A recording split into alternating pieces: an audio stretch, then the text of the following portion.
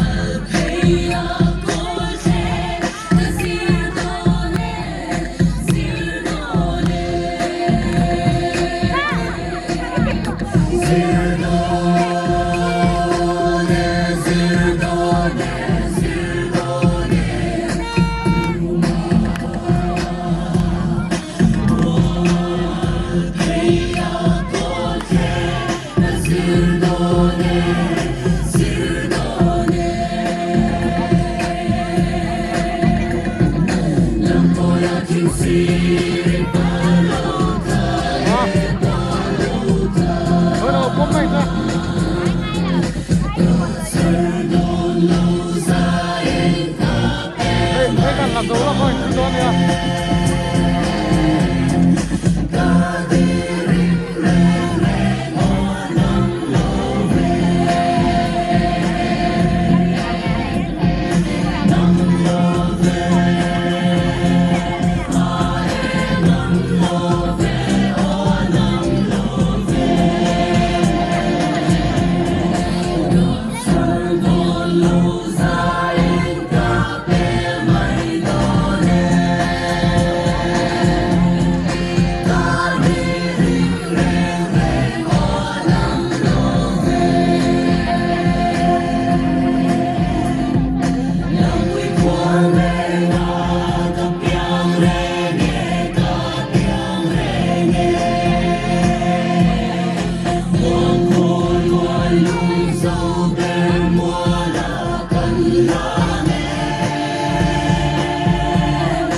Hãy subscribe cho kênh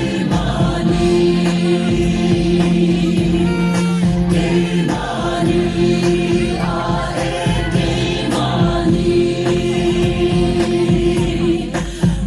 bỏ lỡ những video